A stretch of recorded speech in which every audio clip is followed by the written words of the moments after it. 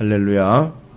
오늘 한날도 하나님이 여러분 안에서 행하실 일들을 온전히 행하시는 복된 날이 되시기를 주님의 이름으로 축원을 드립니다. 이제 사도 바울은 계속해서 자신이 사도로 부름받은 것, 또 사도로 부름받은 것은 하나님이 불러주신 것이지만 누구에게 보낸 바 되었느냐? 바로 여러분에게 보낸 바 된 겁니다.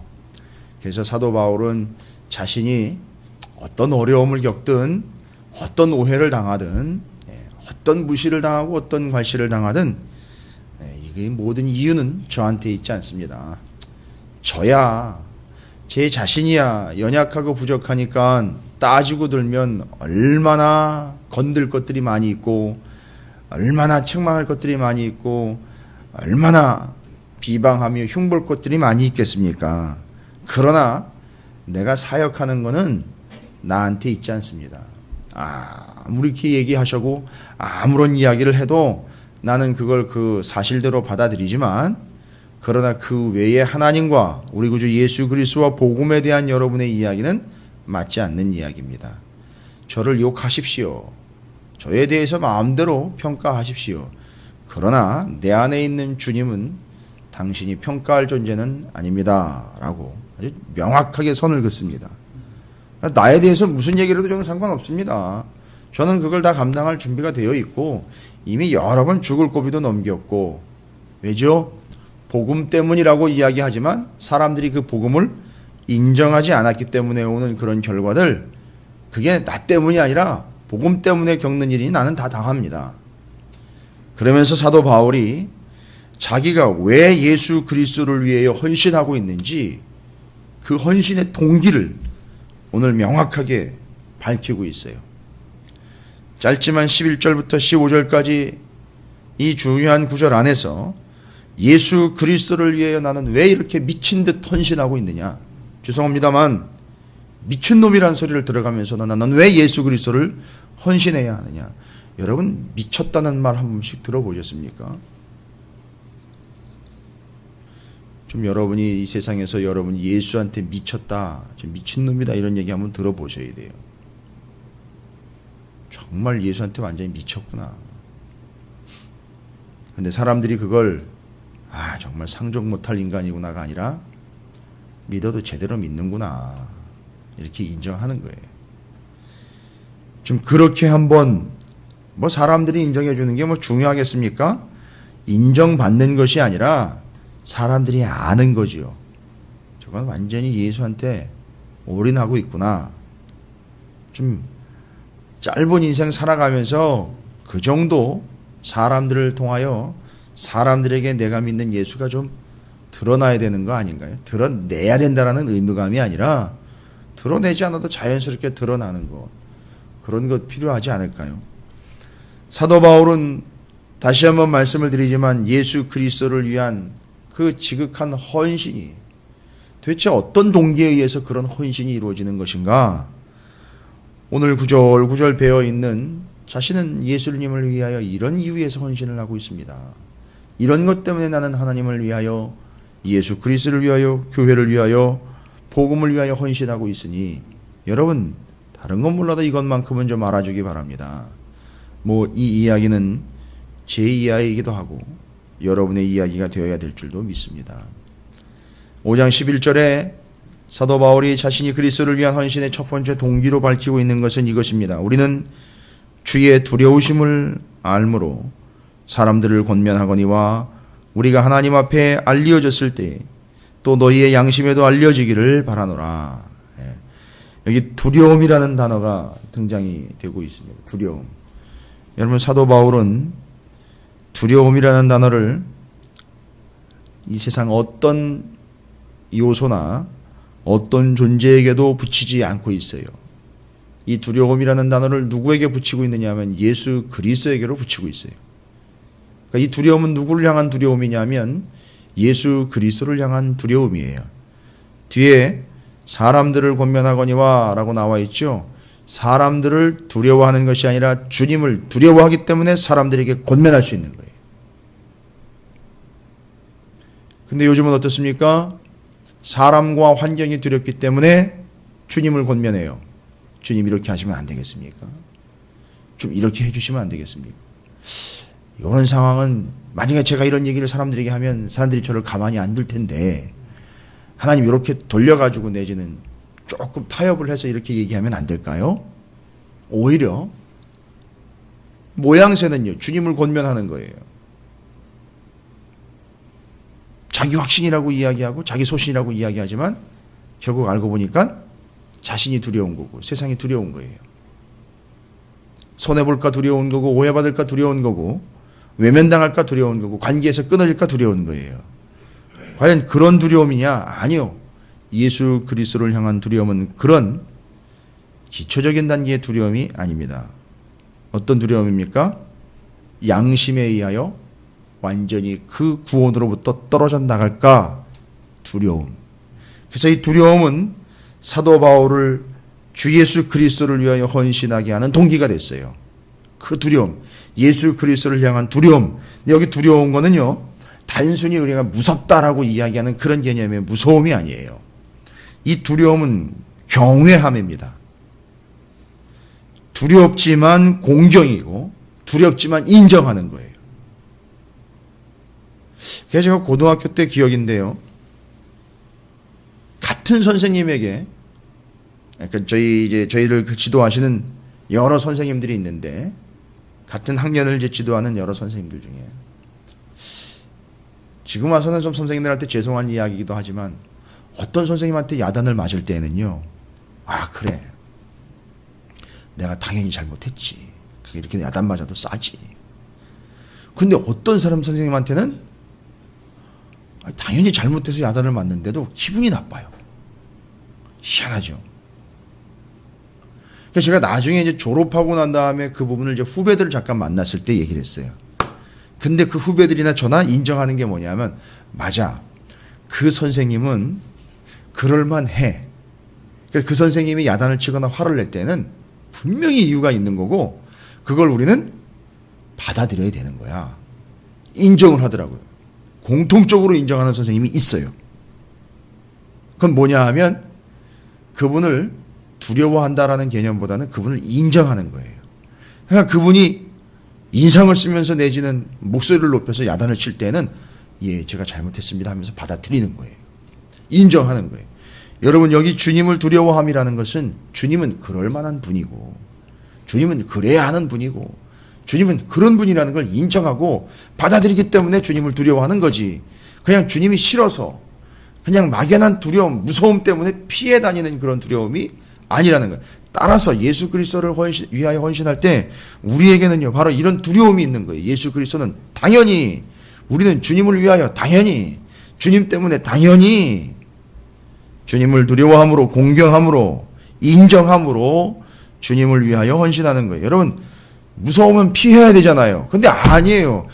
두려움이 공경함과 경외함, 이것 때문에 두려워하는 그 존재를 위하여 헌신하더라는 거예요. 이해가 되십니까? 이게 진정한 두려움이, 이게 경외함이라고 이야기하는 겁니다. 그래서 이 경외함에 의한 두려움이 있지 않습니까? 경외함에 의한 두려움은 이 사람에게 뭐를 가져오게 하느냐 하면 책임감을 가져오게 합니다. 이 첫 번째예요. 예수 그리스도를 공경하며 인정함으로부터 오는 그 두려움이 사도 바울을 막강한 책임감을 주게 되었다는 거예요. 그래서 예수 그리스도를 위하여 헌신하게 됐다는 거예요. 이 11절 안에, 짧은 구절 안에 이걸 다 담아놓고 있어요. 나는 세상이 두렵지 않습니다. 오직 우리 구주 예수 그리스도만이 두려울 뿐이요, 예수 그리스도를 나는 공경하며 인정합니다. 근데 두려움이 그냥 단순한 무서움이라 주님을 떠나가는 것이 아니라 그 경외함으로 오히려 그 주님을 위하여 두려움, 떨림으로 헌신합니다. 그리고 거기서부터 오는 이 사람이 온전한 헌신이, 책임감이 이루어진다는 거예요. 그래서 그 두려움과 하나님을 공경하고 인정함으로 인하여 그는 주님을 위하여 헌신할 때 책임감을 가지고 헌신하게 됐다라는 겁니다. 이걸 얘기하는 거예요. 그러니까 이 이야기는요, 이 편지를 받는 이들이 정신 차려서 들어야 되는 거예요. 이게 뭔 얘기입니까? 난 당신들 무섭지 않습니다. 당신들이 아무리 뭐라 그래도 내가 두려워하는 존재는 예수님 한 분이기 때문에 난 책임감 있게 끝까지 갈 겁니다. 이 이야기인 거예요. 이게 무서운 얘기인 거예요. 이게 고린도 교회와 사도 바울을 신란하고 비판하며 책망하는 모든 다른 거짓 교사들에 대하여 선포를 하는 거예요. 그래서 하나님 앞에서 성도들 곧 고린도 교인들과 사람들에 대해서 나는 책임감을 갖습니다. 당신들은 구원받아야 되는 존재입니다. 라고 분명히 얘기하는 거죠. 첫 번째, 예수 그리스도를 위한 헌신의 동기는 그 예수 그리스도를 향한 온전한 두려움, 그것으로부터는 책임감, 이것이 그를 주님을 위하여 헌신하게 했다는 겁니다. 여러분이 이 두려움이 없으면 책임감 없어요. 교회에서도요. 보십시오. 아무리 작은 일이라도, 아무리 하찮아 보이는 일일지라도, 심지어 쓰레기를 하나 줍는 일일지라도 그건 감정적인 동료가 아니에요. 그건 책임감입니다. 이런 작은 책임감, 큰 책임감, 어쨌든 책임감은 어디서부터 오느냐면 예수 그리스도를 두려워하는 마음으로부터 온다라는 사실이에요. 생각해 보십시오. 그 일을 맡았는데 그 일에 대한 책임감이 전혀 없어요. 그건 다른 이유가 없습니다. 예수 그리스도에 대한 두려움이 없는 거예요. 한마디로 예수를 우습게 보는 겁니다. 교회를 우습게 보는 거고요. 바로 그런 마음이 헌신으로부터 멀어지게 하는 것이고, 그런 이들은 하나님께서 그 헌신을 온전하게 받을 수가 없다라는 것까지 발전이 되는 거죠. 첫 번째, 주님에 대한 두려움, 곧 그것이 책임감, 그래서 그의 사명을 주님을 위한 헌신을 이루어낸다는 겁니다. 두 번째는요, 12절에 보니까 우리가 다시 너희에게 자천하는 것이 아니요, 자천은 뭡니까? 스스로 추천하는 거죠. 내가 스스로 잘났다고, 내가 이런 자격을 갖춘 자니까 당신들 날 인정해줘야 돼, 날 받아줘야 돼, 이렇게 이야기하는 것이 아니요, 이제 오직 우리로 말미암아 자랑할 기회를 너희에게 주어. 그러니까 뭔 얘기입니까? 이 이야기가 이해가 되실 거라고 믿습니다. 스스로 자천은 스스로 자랑하는 거죠. 근데 어떻게 되어야 되는 거죠? 스스로를 자랑하는 게 아니라 오히려 고린도 교회 성도들이 바울을 자랑을 해야 되는 상황이 돼야 된다는 거잖아요. 자기가 자기를 자랑하는 게 아니라 고린도 교회 성도들이 바울을 자랑해 줘야 되는 거죠. 근데 실제로 이제 고린도 교회는 좀 문제가 있었지만 다른 교회나 다른 성도들은 지금 실제로 사도 바울을 자랑 삼아 또 자랑거리로 여겼었어요. 진짜 사도, 참 사도. 근데 이제 유독 고린도 교회에 이런 그릇된 선지자들과 잘못된 교사들이 들어와가지고 바울을 깎아내리는 바람에 이제 골치가 좀 아파졌지만, 중요한 건 자기 스스로를 자랑하지 않고 다른 사람이 인정해 주는 것, 이게 진짜라는 거죠. 그 우리가 다 인정하는 바죠. 뭐 자기 입으로 자기 자랑하면 뭐 합니까? 다른 사람이 인정해 줘야죠. 중요한 겁니다. 다른 사람에게 인정을 받기 위한 건 아니지만 그렇게 제대로 하다 보면 다른 사람이 인정해 주게 돼 있는 거예요. 그런 자랑인 거지. 백날 스스로 혼자 잘했다고, 난 괜찮다고, 나는 아무 문제 없다고, 난 그래도 이 정도 했다고, 백날 혼자 그러면 뭐합니까? 스스로 자천하는 거죠, 이것이. 결국 그 스스로 자천하는 것을 고린도 교인들은 아주 무시를 했다는 거예요. 스스로 잘난 척하고 스스로 자천하는 거에 대해서 인정을 안 해줬다는 거예요. 그러니까 지금 자꾸 사도 바울이 자천이라는 얘기를 자꾸 건드리는 이유가 있어요. 그래서 이제 오직 우리로 말미암아 자랑할 기회를 너희에게 주어. 뒤에 나옵니다. 마음으로 하지 않고 외모로 자랑하는 자들에게 대답하게 하려는 것이라. 뭔 얘기죠 이게? 바울을 공격하는 사람들 중에요, 어떤 사람이 있었느냐 하면 바울의 생김새 있죠, 겉모습. 그걸 보고 공격하는 사람들이 있었어요. 그래서 내가, 여러분 아시지 않습니까? 내가 내 마음에 어떤 마음이 있는지 여러분이 내가 스스로 자랑하지 않아도 제가 어떻게 했는지를 여러분이 진짜 아신다면 여러분이 나를 진짜 자랑할 거 아닙니까? 그렇게 되면은 저 다른 사람들 어디서 굴러먹다 왔는지도 모를 그런 사람들이 교회에 들어와가지고 그 바울 가짜다, 바울이 전한 복음도 가짜다 이런 얘기할 때 여러분들이 아니다, 너희들이 틀렸다, 바울이 진짜다, 그리고 바울은 이런 일들을 했고 이런 복음을 전했으니 지금 바울은 우리에게 인정받을 만한 존재라고 여러분이 자랑할 만한 존재가 돼야 되지 않겠습니까? 그렇게 되는 게 결국 우리의 모습이어야 되지 않겠습니까? 라고 이야기를 하고 있는 거예요, 바울이. 그럴 때 사도 바울이 뭐라고 얘기하냐면, 내가 예수 그리스도를 위하여 헌신하는데, 그 사람들이 이야기하는 것처럼 그 겉모양 보고 겉에 생김새 이런 거 하고 다니는 행색 같은 거 보면서 겉으로 보여지는 것, 숫자적으로 드러나는 것, 생김새 뭐 이따위 것들을 이야기하면서 그게 사도 바울이 사도로서 자격이 되는 거냐? 뭐 생긴 것도 그렇고 또 그가 가지고 있는 약점들을 거들먹거리면서 그런 사람이 뭔 사도야 이럴 때 고린도 교회 성도들이 어떻게 얘기해 주는 거죠? 그런 소리 하지 마십시오. 겉으로 보여지는 게 사도의 자격이고 겉으로 보여지는 게 예수님의 사역입니까? 아니요. 바울은 정말 그 중심이 온전한 사람입니다. 이렇게 여러분이 내가 그 자랑거리가 됐으면 좋겠습니다 라고 말을 하면서 자기가 그리스도를 위한 헌신의 두 번째 요인은 이겁니다. 겉으로 드러나는 것, 겉모양이 아니라 중심에서 예수 그리스도를 위한 헌신이 나오고 있다는 것. 첫 번째는 주님을 향한 두려움이요, 주님을 향한 온전한 헌신은 내 마음의 중심으로부터 나오고 있다는 것. 이게 진정한 예수 그리스도를 위한 헌신의 동기가 되고 있다는 거죠. 그러니까 이거죠. 겉모양과 보여지는 모습을 가지고 아무리 세상이 뭐라고 하고 화살을 날려도 내 중심은 그냥 예수 그리스도로 꽉 박혀 있기 때문에 겉으로 뭐라고 하든 내 중심은 예수 그리스도입니다. 이게 그리스도를 위한 헌신의 중요한 두 번째 요인인 거예요. 흔들리지 않는 거예요, 이 중심이.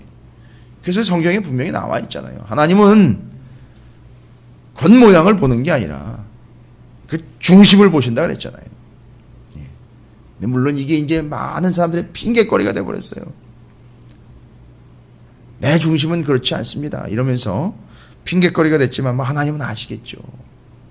그래서 사도 바울은 주님을 향한 두려움이 주님을 향한 헌신의 동기며 내 마음의 중심에 예수 그리스도가 있기 때문에 나는 겉모양과 겉으로 보여지는 것이 아닌 내 중심이 진짜 주님을 향해 있기 때문에 그것으로 주님을 위해 헌신하게 되었습니다. 두 번째 요인으로서 동기로 자기 마음의 중심을 이야기하고 있어요.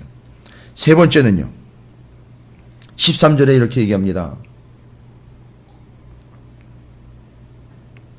이 이야기는 사도행전에도 나와 있었고 요한복음에도 사도 바울과 예수님을 향해서도 툭하면 이 짓들을 해요. 세상이 사람 잡아다 놓고 사람 하나, 죄송합니다, 바보 머저리 만드는데 고대에서 많이 써먹던 방법이에요.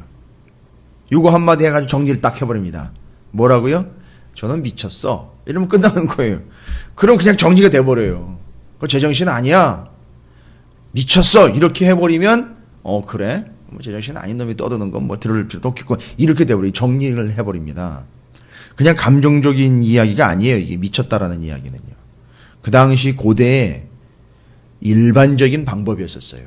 사람 하나 바보 만들어서 매장시키는 거예요. 요즘에 언론이나 매체들이 사람 하나 완전히 매장시키듯 그런 식의 방법이에요. 이게 지금은 SNS가 있어서 그런 걸 이용을 하지만 옛날에는 그런 게 없었는데 공식적으로 사람들이 많이 모여있는 자리에서 야 저놈 미친놈이다 이러면 끝나는 거예요.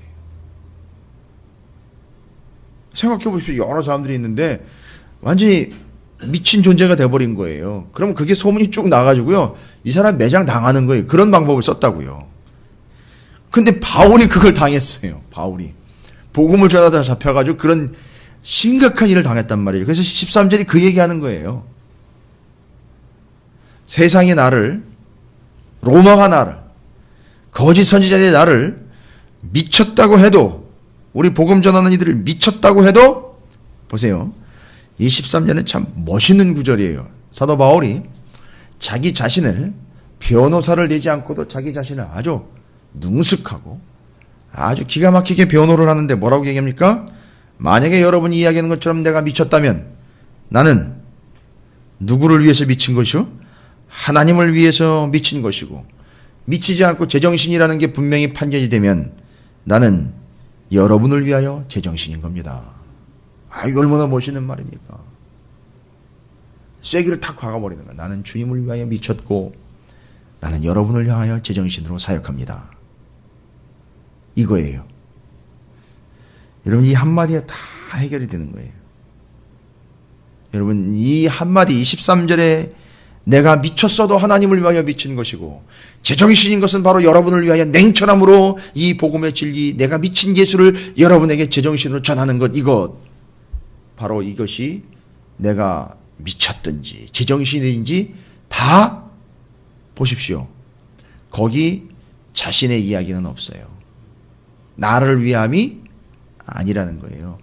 하나님을 위하여, 성도 여러분을 위하여, 하나님을 위하여, 죽어가는 영혼들을 위하여, 하나님을 위하여, 여러분 교린도 교회 성도들을 위하여, 이거예요.